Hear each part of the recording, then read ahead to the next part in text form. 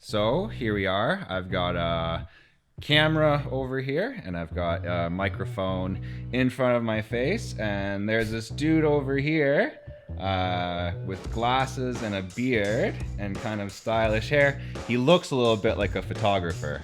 So I'm going to assume that this is some type of photography-based podcast. Is that right? Mysterious photographer-looking stranger? That is what the note that was mysteriously slid under my door last night told me. It said, show up to this Zoom link and talk photography. Wow. Okay. So we might get to the bottom of this one, but I think that we're going to have to just come together here and try to figure out how to put together a photography podcast. So probably we're going to maybe want to cover something related to photography. I think it might work well if we did it like in two sections, right? You want to make kind of a longer podcast? Yeah, so maybe we could do like a topic, right? And then and then maybe like a news story. Yeah. Oh man, this could be good. Okay. Well, we're locked in here anyways, right? Like I can't get out of this room. The lights are already on. The little red thing is going. So, what do you want to talk about, man? Okay, how about this? I got something. No faith. No. You know what I was about to say? I was literally about to say, so the cameras have these shutter buttons, right? Yeah, okay. See, this is why I cut you off. I knew it wasn't. Yeah. Still snuck it in. Man. What was your favorite cereal as a kid, man? I ate a lot of cereals growing up. I don't eat a lot of cereals anymore, but I was wondering, since last time we were talking, and we're breaking character now, it's our photography podcast. I was never in a character. Okay. Well, I was doing in character. Oh man, no, there was a note under my. Yeah, I don't know, man. That was real? Oh crap, dude. So you actually don't know who you are or like what's going on? No. Oh, that's crazy. Just that's crazy. Woke up. Well, what cereals did you like as a kid? I really liked Fruit Loops. Yeah. Me too, man. I like Fruit Loops. Every once in a while, I would rock those.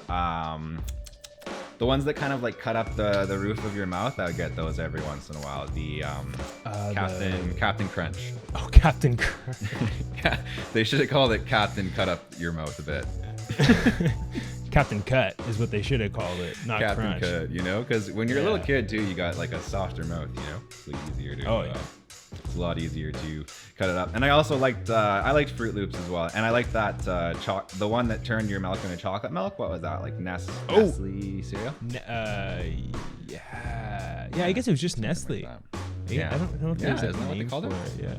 Yeah, I think it was just Nestle's chocolate. Like it was, they had the chocolate milk. Yeah. Right, and of course everyone knows and loves and respects Nestle's chocolate and strawberry milk growing up. Strawberry was better. Ooh, I haven't had a strawberry in a while. Oh man, I had one maybe a year back, and it was a magical experience. Anyways, but we're not really here to talk about cereal, although that was very interesting. We're actually here to talk about the business of photography. We've been talking a lot of artsy photography stuff, covering some great photographers, some great work. But I think it's about time that we talk business.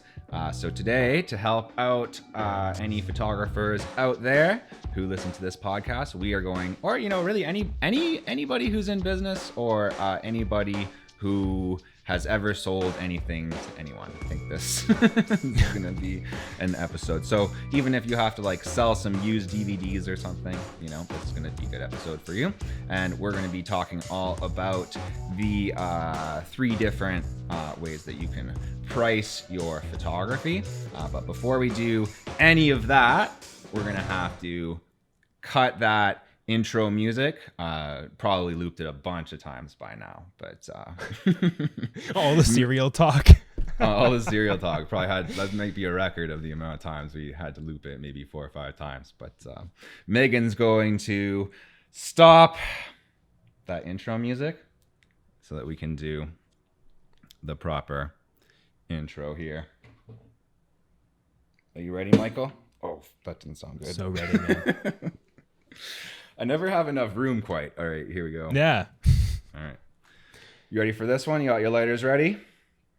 Yeah, I mean, I can. Okay. No, it's fine. It's fine. No, you do that. Yeah? You do that. Sure? Yes, because I have to close my door too. You do that. Okay, you're going to close your door. It's for the better sound. I'll warm up. Don't want to give the song away, though. There we go. All right, we're good. Michael's fired up.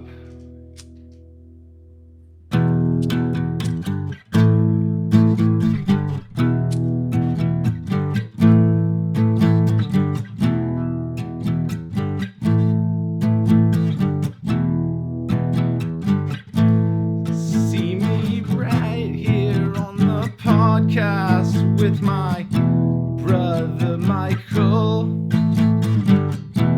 talking about lots of stuff and talking about photos. Canon's to the left of me, Sony's to the right. And if you set the aperture, you better set it right. Cause we're photo bros, we're podcasters, photo bros. So photographers, photo bros, we're ready to go.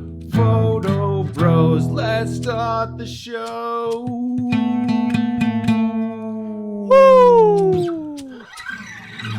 I gave you a little light show, man. I hope That was you great. hope you appreciate it, but it was just too good. It needed a light show. It needed it. Yeah, that was a little sloppier than expected, and man. true. Magical. It wouldn't As be an always. episode of Photography Brothers if I didn't play a campfire version of a song pretty sloppily with some ridiculous Fantastic. I Photo am Bros lyrics. Amped up. Yeah, You're amped I think up, you eh? froze for a second on that's okay. on the Zoom, so I talked over you. I think you froze. Oh, well, that's possible. We'll just blame the internet for that one. All right. Okay. Let's talk about the 3 different ways that you can price your photography, or essentially 3 tiers of photography pricing, and you'll kind of be able to see, I think, pretty immediately and pretty clearly once we dig into this topic why it's going to be applicable for your life and for your career as a photographer. But as I said, I think a lot of people will be able to take a lot away from this episode. And before we dig in there, we're going to talk about a couple of resources. The one that I think Michael knows a little bit better is a YouTube video and article by, okay, Michael's going to say this guy's name. This one's not hard. Do you want me to say the resource? Yeah. All right. It is by, let me just remember off the top of my head. You guys have to remember, By- Michael doesn't know who he is anymore, and he's I do. really in a rush. I forget things 2 seconds. Okay. Walid Azami.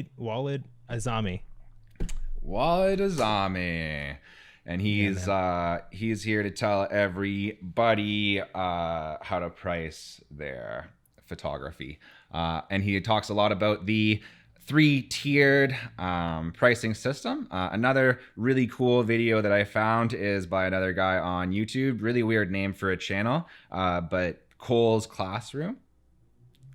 And the video is called How to Create Photography Packages. Well, the real name's a little bit longer than that, but I don't want to say it, so that's how I'm going to shorten it to that.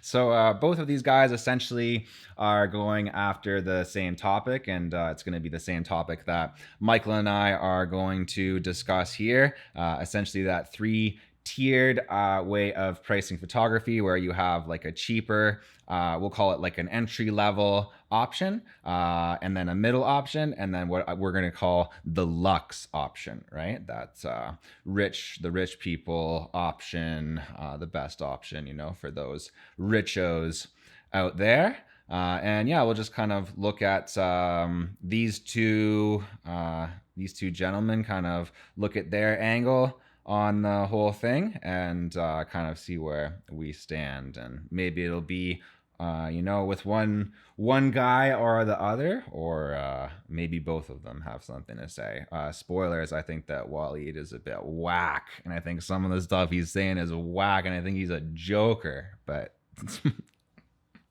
Are you all right? See, I told you we were gonna bring some some conflict to the podcast. Okay, so here we go. Maybe a good place to start, Michael. Do you have any type of 3-tiered pricing when it comes to your photography? Is this something that you do for your photography work? Yes, but it's a little different. It's actually quite different. So the way that I had been doing it, and actually through consuming some of these resources, I'm starting to reconsider, is I actually had a 3-tier system that was for internal use only. Okay. And so it was more of like, you know, it was less of an options thing and more of like, you know, making a read, asking some questions, and then understanding, you know, what they want and we're looking for, and then and also understanding kind of what their budget looked like, and kind of going from there. So it was more of a strategic internal thing, whereas these are a bit more, you know, customer facing. So it was interesting to kind of see it used that way. That is really interesting, man. Yeah, and I mean, according to this, you're definitely not taking advantage of the fact that if you do make it a public thing, you know, kind of how that gets your customers thinking, how it kind of each one of those tiers sort of plays off the other one. I mean, I think in both of these videos, right, that it's a bit overstated how much that really affects the client and like their thought process and kind of like their, you know, like buying journey or whatever you want to call it, right? Yeah. You know, to the extent that these breaking down your photography packages into, you know, 3 different tiers is really going to like sell itself, like these guys, but they say it both in both videos. They say these packages will sell itself. I'm like, I don't know, that might be a little bit overstated, but we'll get into it. I actually do use sometimes for some of my clients, and like for particular things that I do a lot, I do have like a 3-tiered package. The perfect example is for my like real estate listing work. Right. So I have like if you want to, so let's say that you're like a real estate agent, right? Like this would be really good if a real estate agent was listening to the podcast right now. I can so sweet. This is how it goes down. So this, if you guys ever want to hear what a sales call with Jared sounds like, it sounds like this. It sounds like this, Michael. It's Michael, you realtor, Michael. So okay, Michael Costa. He's a realtor. All right, I'm a realtor. Tell me about your services. What are the costs, or how do you have it structured? How do I have it structured, right? That's a good, yeah. What are the costs? How much is it going to cost me, dude, to get this, my property? And I would say, well, you know what? How do you want to list this property? How do you want to show the property? Do you think that this is the type of property that you're going to be able to sell just with photos, or are you going to need a listing video? Or are you going to need both, right? And that's kind of the 3-tiered thing with me, is that like you could get just photos if you want. That would be a certain price, around like $300. If you want the video only, you know, that's going to be around like $600. And this is all based around like a condo in Toronto, about like, you know, less than 1,000 square feet in like downtown Toronto, something like that, right? So if anyone tries to call me on these, well, you said for their mansion. You said you'd shoot on the podcast. You said you'd be shooting mansions. All right. So if it's a mansion, it's going to be different, guys. But Right. yeah. And then if you need the photo and video package, I usually do that for around like 800, right? So you save a bit on the photos. You're getting beautiful HDR photography and beautiful video kind of property tour that's going to help you sell your property, right? And this is like had a really good track record of success, like selling the property for a good price and you know, selling it within a good time frame considering the market and all of that. Like usually it's within a week, or you know, those are the ones that I like to talk about, you know, the ones where it was like sold in 3 days, sold in a week, which does happen pretty often, luckily. So yeah, just to give you guys one idea, one of the reasons why you might want to make it public, like the fact that you have a 3-tiered system, is to like play off of people's psychology, right? So maybe Michael is like reconsidering now what he's doing. As I said, it's a little bit overstated, but I do think that there is something at play there. You know, getting people to, they think about working with you, right? And then it's not just like a binary thing of like, am I going to work with this person or not? But you kind of give them somewhere else to go with their mind, right? Like now it can become like, okay, you're kind of, you know, framing the discussion, framing how they're thinking about it.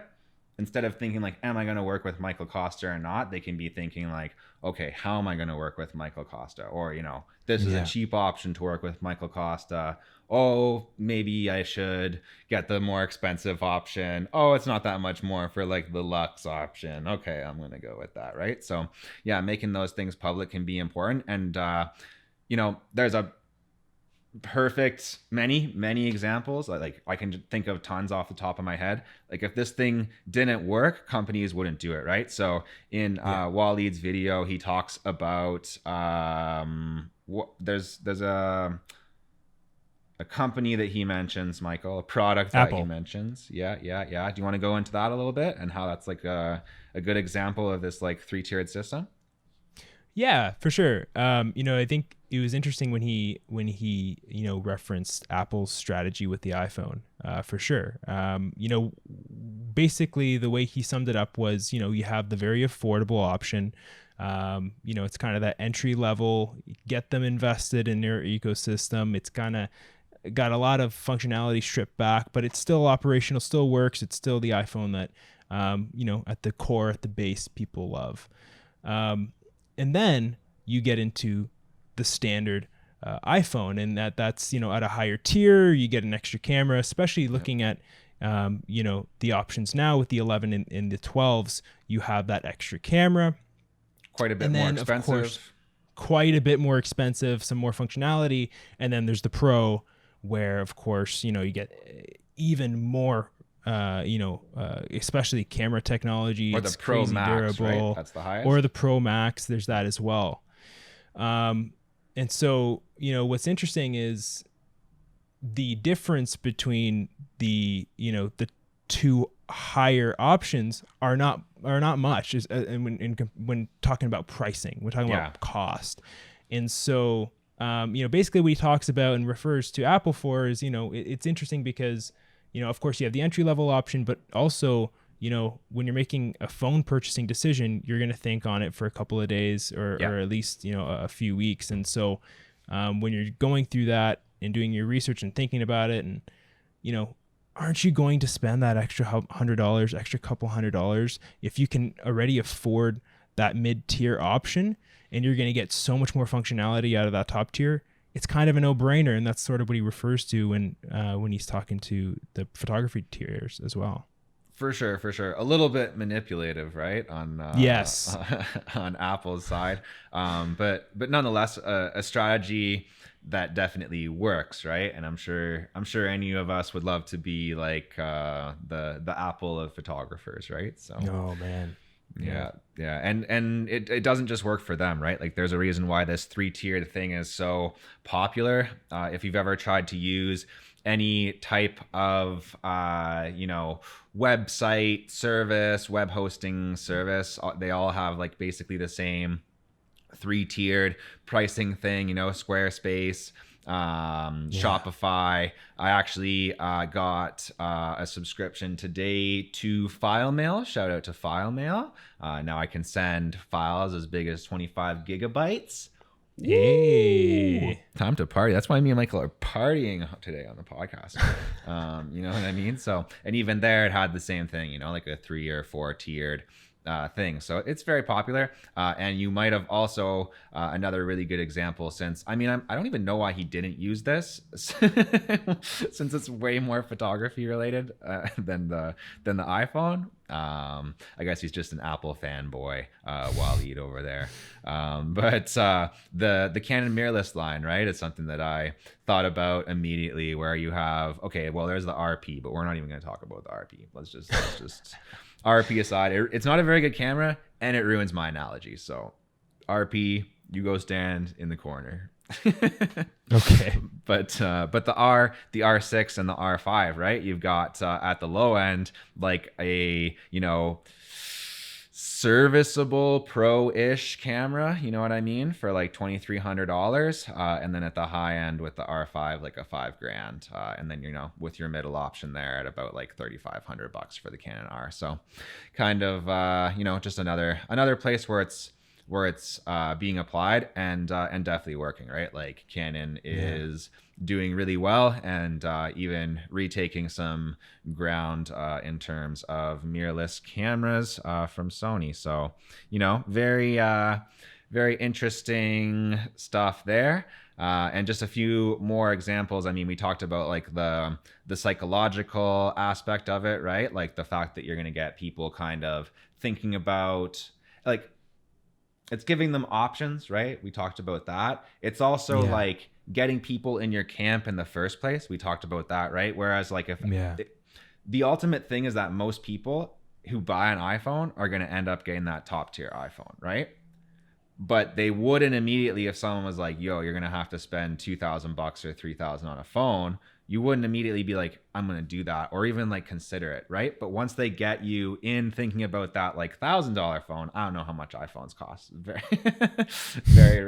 but yeah, once they get you like thinking about it at a mortgage, as much as a house, you get a house or an iPhone. Most people go with the iPhone. The iPhone. But you know what I mean? Like they get you entertaining the idea of, you know, and it could be the same with your photography services, right? If you price it, if you price yourself too high and you only have one package, you kind of risk not having people even consider you as an option in the first place. I guess that's kind of the takeaway here, right? So, and you know, it's an opportunity to gain new clients, right? If people are just coming in, you know, maybe they don't know you, maybe they don't know your work that well. Sure, they can check out your portfolio, but like that doesn't really say whether or not the relationship is going to work, or you know, whether or not they're going to be impressed with your work. So that can be a really good thing. You know, you can start on kind of a lower tier and work your way up, you know, kind of try to impress the client in that way. I mean, that's one argument. How well that works in practice is another thing, right? Yeah. It's very interesting, and I love hearing about this stuff in, you know, the context of photography in art, or not, you know, in creative, because it's not something you see as frequently in that space when it comes to like a freelancer pricing out his work. You know, sometimes you go to a site, and it's like, here's my number, call me, or, you know, fill out this contact form. And there's something very interesting about also taking away that almost like anxiety that comes with having to discuss costing, that is now taken away because you've listed it all out there, right? You know, they can go in back and forth, pop into that site once a week or a couple weeks and really think about it, and not have to worry about like, oh man, I'm gonna have to reach out to this person and then I'm gonna have to negotiate pricing. Yeah. Or like talk about pricing it. It's stressful, and it also like, and you kind of touched on this earlier, you know, from the creative's perspective, it's awesome to not have to think about pricing, to just, you know, it's structured, it's out there, whatever you select is whatever we're doing. And of course there's going to be some flexibility, especially with recurring clients, but it takes a lot of the anxiety out of both sides.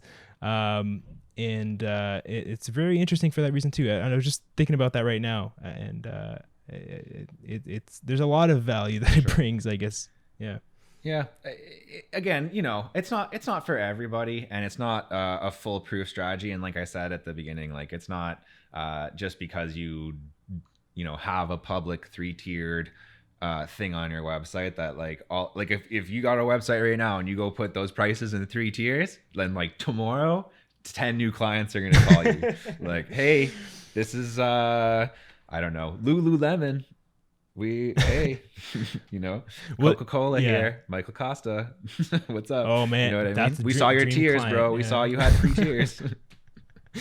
The other thing the last thing I wanted to say here was that, and this is something that you kind of touched on near the beginning of this topic, is that it is greatly going to depend on what you're doing, like on what you're capturing, and you really understanding that space. I mean, Jared was referring to, obviously, a portion of his work is tied to real estate. And so him having that knowledge and understanding, what's important to those individuals, and then framing out those packages, accordingly is very, very important. So, I think although it's there's a systematic thing that you can do there. I wouldn't say it's if you're shooting multiple types of photography, or you have multiple different, deliverables, that you can give photo, video, maybe you do graphics as well.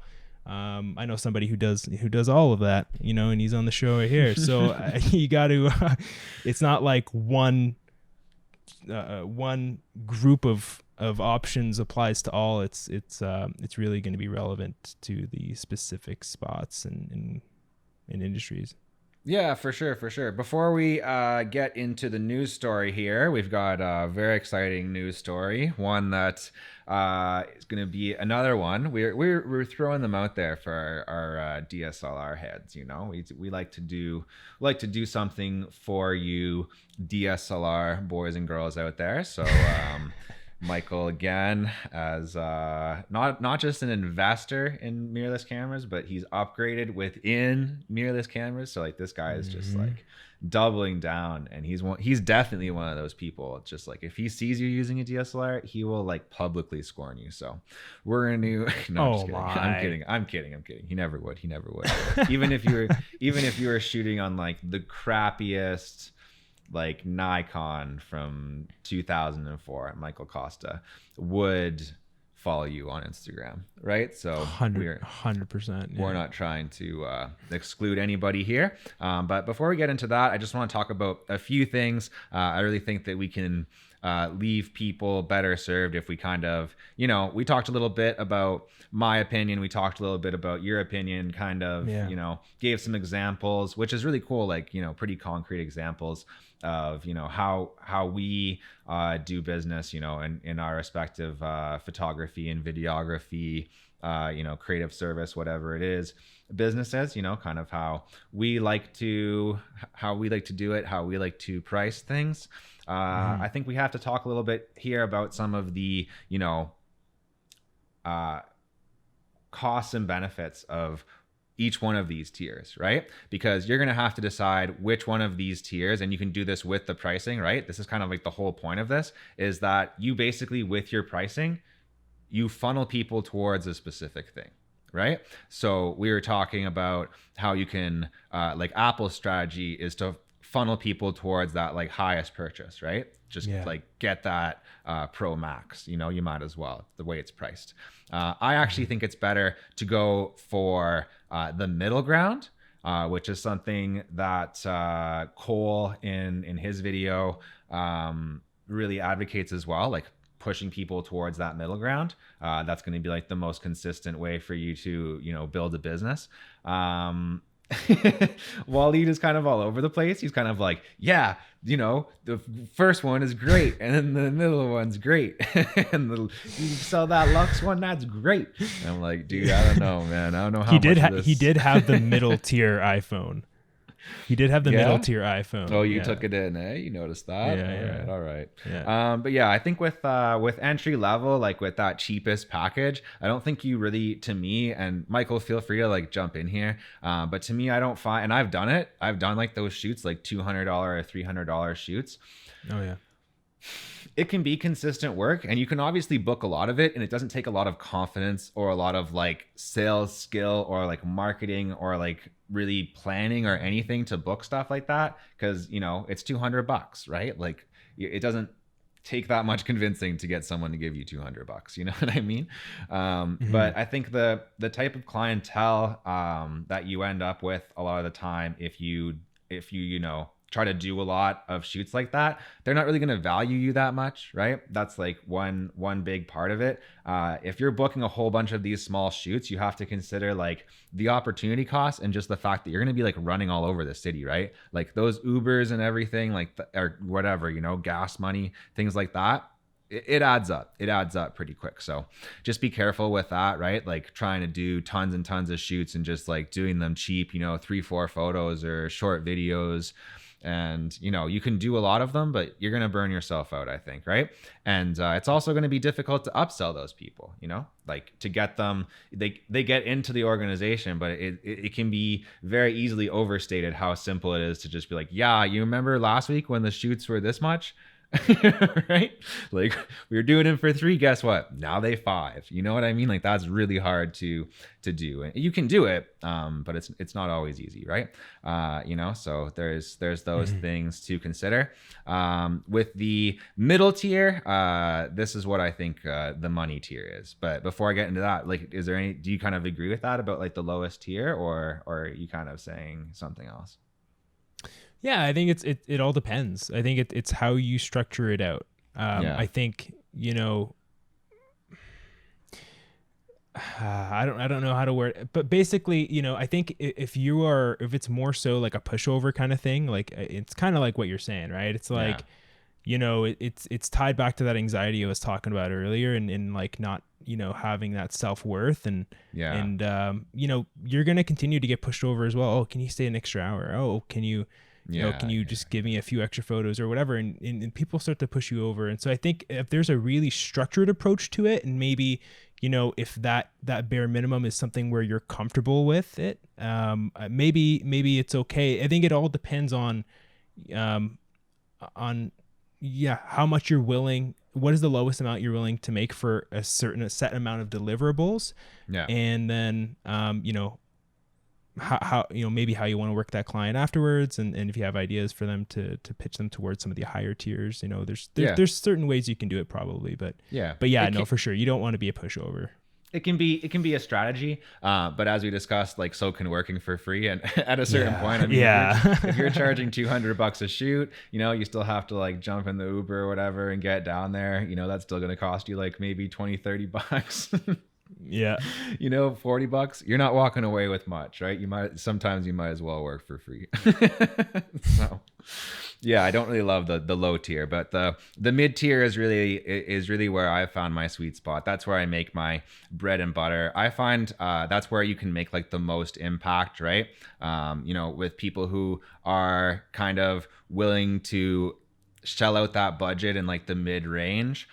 Usually they're like a smaller, you know, for me, like a realtor that's not like a huge team, or, you know, like somebody I can make an impact on their business, right? Like if I come in and I'm doing really great work, there's impact there. There's like easily justifiable like return on investment, where I can say like, hey, we made this video that had like such and such an impact on your business, you made such and such money, right? And like the relationship building is just so much stronger there to me, right? You know, usually there's one decision maker as well. That's like a huge reason why I work in real estate and why I kind of you know, work around people who have that type of budget, right?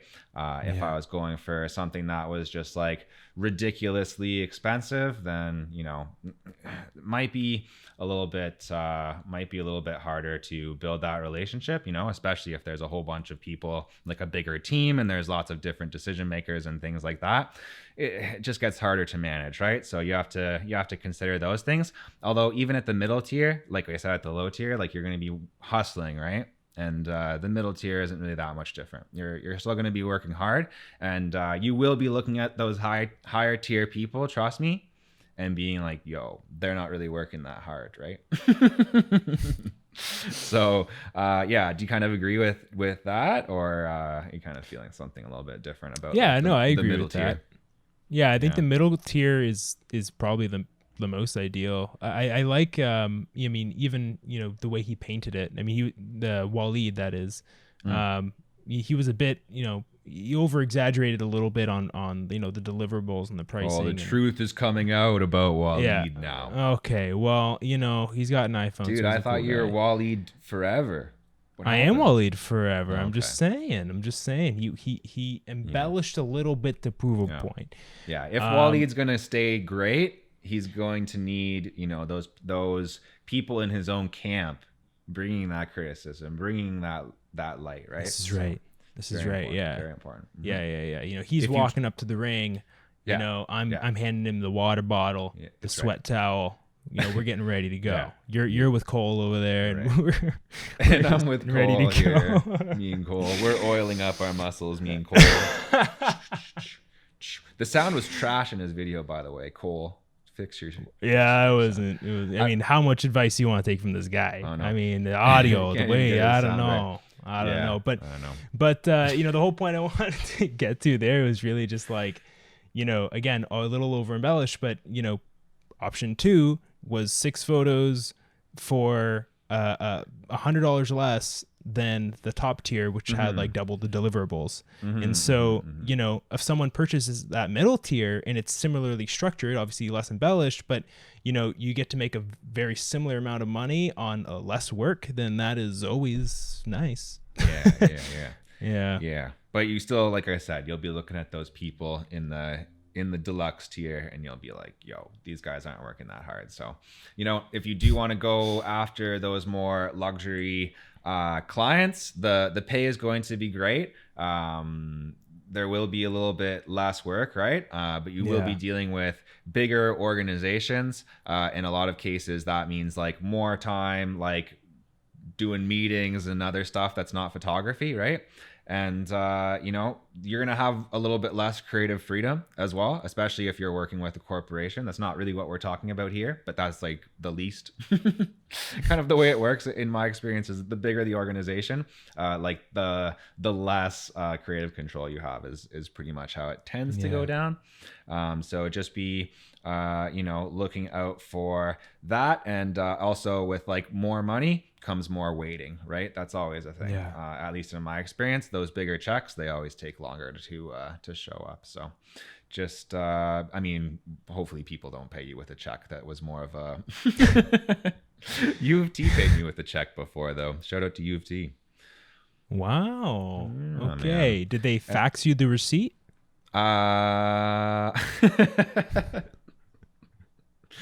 They actually they sent they had a guy with a frisbee and he threw it up into my balcony. Yes. Oh, okay. And he had like a pirate hat on, and a pirate hat, pirate costume. Yeah. Okay. Yeah. Any particular reason why pirate frisbee? It's the really big craze at U of T right now. It's kind of like ultimate frisbee, but with pirates. So. Oh, okay. Yeah. I'll take your word for it. Yeah. Yep. And it's also like it's like a role playing game. Like, you know how people do that, like what do you call that? Lamping? Lamping? Yeah. No, what's it called? Is that what I it's know called? what you're talking about. It's not lamping. What's it called? But it's like man, this is good podcasting. This is interesting podcasting. I think playing LARPing, not LARPing. LARPing. Is it LARPing? It's LARPing. I bet you were. I'm wrong. I don't think that's right. LARPing sounds right. LARPing sounds very right. That sounds like what it is. Anyways. We're going with LARPing. So as I was thinking about all this stuff today, you know, Michael, like I was thinking about all the different ways that you can price your photography, all the different kind of tiers, you know, if you want to use the 3-tiered system, if you want to bundle things like I do with my real estate listing packages, you know, I think the easiest way for me to understand it was pretty much like this, buddy. So I think I'll leave everybody with this, and then we're going to get into the news. So let me ask you this, Michael. What fast food place do you go to the most often when you're craving a burger, a dirty burger, and some dirty fries? You know what you're doing. Yeah. You know that this isn't quinoa. This ain't no gourmet. Yeah.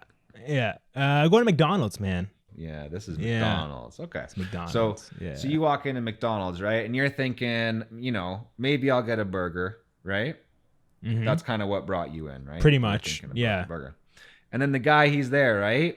He's probably an amazing salesman if he works at McDonald's, right? So he's like, yeah, my friend, let me tell you something. That burger that you're buying there, what if I told you if you got fries and a drink, those fries are going to be cheaper than they would if you didn't buy it as a combo, and that drink's going to be cheaper. Like if you came in here and you like got that drink, and then you came back later and got that burger, and then you came back again and got them fries, that would be an outrageous choice. So what you need to do, get that combo. You're selling more fries. You're selling more Cokes. You're selling more burgers. You're making more money overall. And that's why McDonald's has been very successful, right? And I mean, not my personal favorite thing, but I think it does help everybody understand things a little bit better, right, Michael? Yeah, man. Yeah, 100%. Yeah, it totally makes sense. But I can't respect McDonald's anymore, man. Not after what they did to my family, man. Elvisaurus Rex. Do you know what they did to Elvisaurus Rex? My brother, Elvisaurus. Your brother, Allosaurus Rex? Yeah, dude. Elvisaurus Rex. They took him out of McDonald's. First of all, he was living in there. He was rocking out. First of all, with his Flying V guitar, jet powered one, and now you don't even know where Elvisaurus Rex is. He's in some frickin' storage locker somewhere, dog. So you know, we'll talk about it. We'll talk about it on a future episode of the podcast. We'll talk about it. But anyway, shame on you, McDonald's. Man. Shame on you for what you did to Elvisaurus Rex. So poor guy. Before I get too upset though. Everyone's turned off the podcast and they're looking up Elvisaurus and they're looking up Elvisaurus Rex. Listen, Jared, this is just for you and me at this point. All right, well, for me and Michael, let's get into the news. All right, let's do it.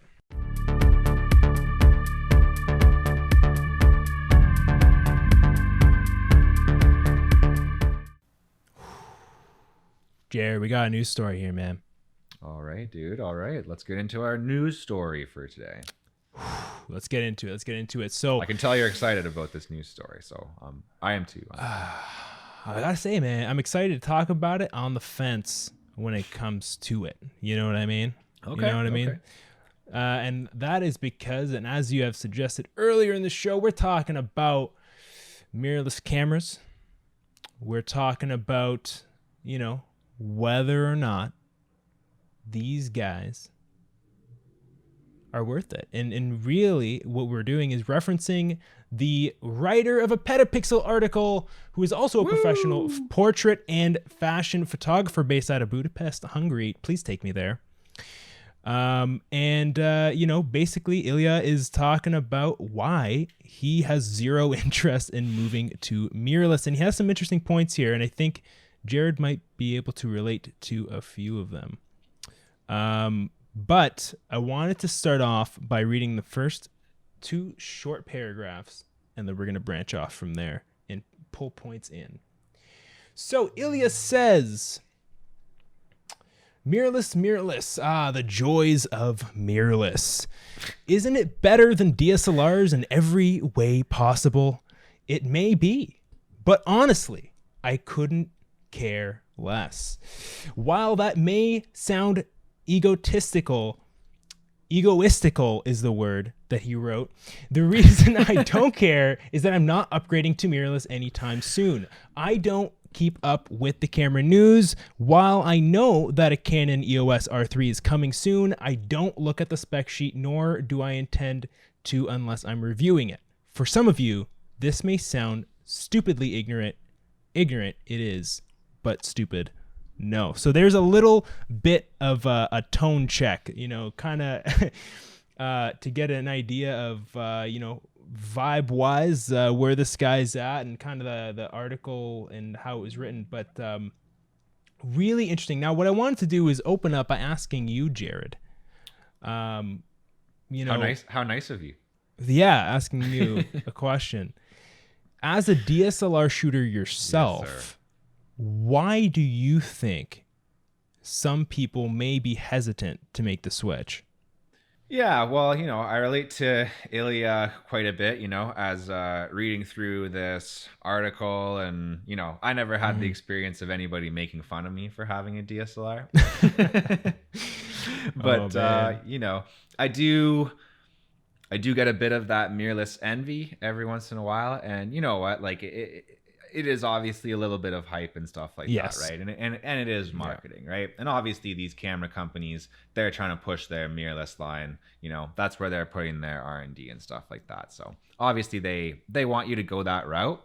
For me, it's just not worth it yet, right? And even though I do a lot of video work, I even do predominantly video work. I've found that sticking with my DSLR, my Canon 6D Mark II, that's my workhorse. That's what I'm shooting on right now.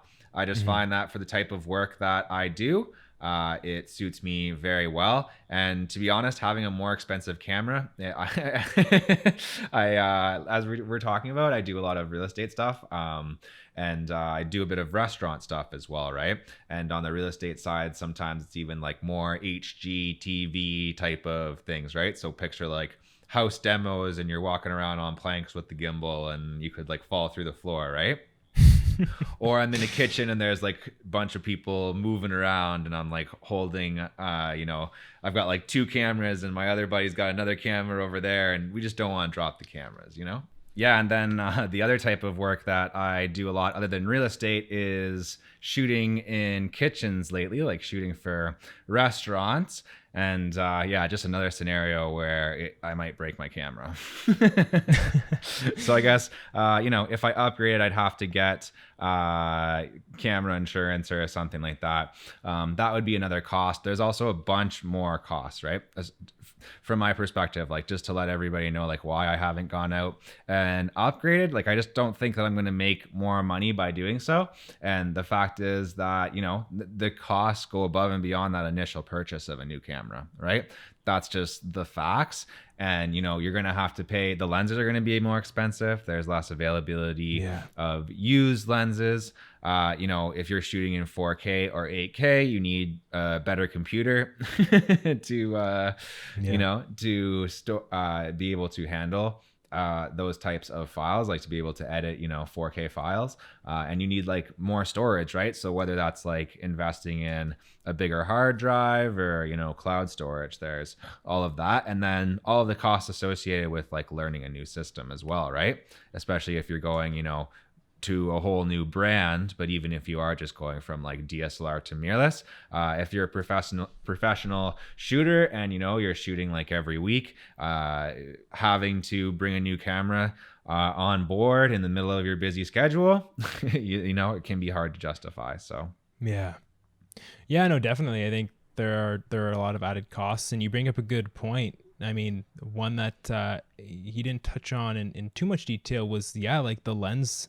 The lens system is completely different. I mean, you go from A mount to E mount. You go from, of course, the EF to whatever the mirrorless. I know they have their own mount there, RF, and then Nikon has. Who cares about Nikon? But there's no matter what, you have to make a big investment. And if you've already invested quite a bit, then there's a whole like process of selling off your stuff, or you're purchasing some sort of adapter that is never going to focus as fast as like just straight on glass on camera. So it's I mean, there's definitely compromises that need to be made, and basically, what Jared's, saying here is like, it needs to really make sense for you. And there needs to be a return. And that is a lot of what Ilya is talking to here as well. Really, he literally asks, like, will upgrading make me more money? Yeah. That's a question that he asks himself before every time he's thinking about making a transition. And it's a good question to ask. I think, purely from a photography perspective, the specs are not mind blowing. And he talks to this as well. There's nothing that's truly crazy, innovative going from, a top tier DSLR to, like an A7 III or an A7 S3 or whatever. Most of the advantages are video related more than photography. Most of them are. Sure. Yeah. I mean, for sure, there have been some very strong autofocus upgrades. And so there's that, of course. And further innovation will probably happen more so on the mirrorless side, just like, when in cars, like you're not going to see internal combustion engine vehicles in 10 years be autonomous. You're going to see electric vehicles be autonomous because that's where the R&D is. That's where the future's going. And so when you talk about that kind of stuff, maybe it makes more sense to wait off a little bit. Maybe Jared's got the right idea. He's waiting for an autonomous camera to do all the photos. It takes photos for me, dude. That'd be for nice. you. Then I can take a day off finally. Just like Ilya, I'll upgrade when it makes financial sense, and I really liked the way that he gave very concrete hurdles, right, or very concrete benchmarks of when that does make sense. And it's essentially like when the tables have turned, right, when like the used market is better for these mirrorless mount lenses, when older models of DSLR stop being supported in terms of like updating the firmware and things like that, right? And just when it starts, when that question gets answered the right way, will this make me more money, right? When I bought a gimbal, like it was $1,000 for my Ronin, but I've made that money back and like in tenfold at least, like in more than that. So, certain things are worth it, and certain things aren't. And just like this whole mirrorless thing, I mean, it's probably the future, and Ilya even admits, right? I think like largely it's going to be very hard for people who are very invested in a DSLR body and lens system to switch over. I think if you are somebody who is maybe, you got a single body, maybe you got one lens, maybe it's a plastic fantastic, great lens, miss it. Also RIP to my previous plastic fantastic. It's going to be a little easier. You can make that transition. There's less of a process. And the other part as well is, the learning curve that we have to talk about here, as well as Ilya does. So I wanted to talk about, I really wanted to highlight this piece because familiarity is quite a key factor in your day-to-day capturing, and when you're on set shooting your gigs. You want to know where you have to go to change that setting to do that thing. You want to know how it's going to affect the rest of your settings and how the images are going to come out. And so, when you're upgrading, when you're switching over in general, from a Canon to a Nikon or to whatever, there's a learning curve there, and that's going to affect you. But especially, when you're moving from even within the same, camera body manufacturer to their mirrorless mount, there's a lot of things changing. There are, they try to make things feel fairly similar, but things are in different places. Those the body buttons are in different places, man. Buttons are in different places. Yeah, you're hitting one button. Next thing you know, you're shooting black and white. You have no idea what is going on. You hit all one, of a sudden. Next thing you know, your lens is shot off. Boo! Yeah, you're literally shooting photos. Yeah, exactly. And that's pretty incredible. But that is something that needs to come into play, because the more familiar you are with your tool, the more effective you can be with it. And so I did like that they brought that up. So, of course, we're talking about money and like, is this thing going to make me money? Well, actually you could lose a little bit of money when you're making that transition if opportunities come up and there's a little bit of a lack of familiarity, especially if you're jumping from Canon, maybe a Canon DSLR. Maybe Jared jumps over to shoot mirrorless Sony. He's going to be all over the place. Won't that be the day? Yeah. Michael? You'll do it. I'm going to work on it. That's my little personal project. But, there's, of course, almost like a decommissioning period that happens there. And, you kind of got to figure it all out. And so there's that element to it as well. And, of course, the last part, which is actually the first part of the article, but I left it for last just because it seemed more bitterness driven, was the overhyped thing. Okay. And also... Yeah, I didn't like how he called out Sony shooters, okay? So I'm going to get to that in just a second, okay, Mr. Ilya? He wrote in there, Michael Costa specifically, he said. He wrote my name. Which I yeah, I mean, it even being a mirrorless shooter myself, and especially being under the Sony brand, there is a little bit to, a little bit of hype. Maybe too much hype. Okay. And, especially with what we're talking about during this whole news topic here, we're talking about, a lot of the functionality being similar, especially if you're more so of a photography guy or gal. It's not really going to blow your socks off depending on what you're doing. And so, yeah, it is pretty overhyped. And like Jared mentioned earlier, Ilya unfortunately was literally laughed at. I don't know if this was multiple times or one occasion, but in general, it's terrible. Laughed at for having a DSLR. He's being a bit sensitive. He's a little sensitive, yeah.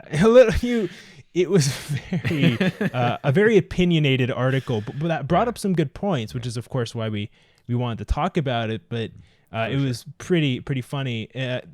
Not necessarily laughing at your pain, Ilya.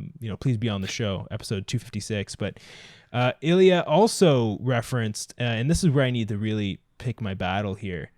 He said, Sony shooters like to think that their technologically advanced camera can beat a DSLR in every aspect. It probably can. And I should stop there, but there's more to the quote. It probably can when it comes to video, but I'm a photographer and not a cinematographer. Now,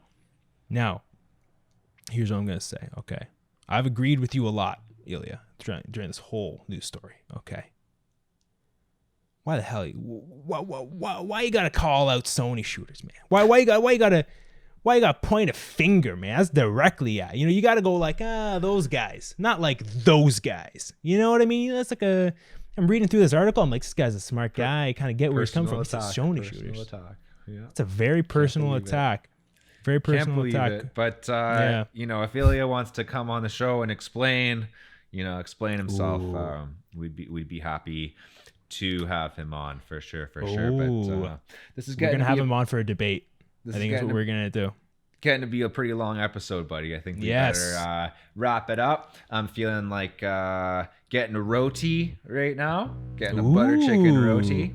If you guys want a little behind the scenes, nice. But before I do that, there's a couple of content creators that I want to let you guys know about, and we're gonna start rolling that outro music here. The outro music is coming in. We've all had a good time on the podcast, but all good things must come to an end. So here's some, and we'll be back next week, guys, also, so don't this is not worry. The final episode. We're good. Episode 20. We're like Quentin Tarantino, right? How he only is gonna do 10 movies. Have you heard that? So we're like doing only 20. Quentin Tarantino. More. Whoa, Michael, he's on fire. Quote of the podcast. If you want to see Michael being on fire in other places, you can check out Michael Costa Music, where Michael Costa is going to be having me as a guest to react to some death metal bands. Can't wait. I've been getting the death metal repertoire ready, and something else that you might want to check out on Spotify. Michael Costa Music is on YouTube. If you don't know, you already do. But the Masha and the Dogs podcast is a wonderful podcast, which is run by my girlfriend, fiance, concubine, whatever you want to call her. And she's been doing a great podcast all about dogs. I recommend that you go and check that out. Before we get out of here, there's a few people that we need to thank. Michael, who would you like to thank? I'd also like to thank Jared for being here and hosting the show and having a blast, man. Thank you. Thank you, Michael. Thank you as well to Michael for being a great co-host. Thank you to Megan for editing this week's podcast. And don't forget to come back here next week. You got to hit that subscribe button. You got to follow the podcast on Spotify and Apple Podcasts, and look out for our pigeons. They will be all throughout North America. They'll be with their Bose sound speakers, and you will be able to hear the podcast there as well. So again, if you see those pigeons, give them a tip. And Michael, throw a frisbee at them. No. Oh, I thought that's how this whole pirate frisbee game worked. I don't know. No. Okay. We'll see you guys next time. Okay.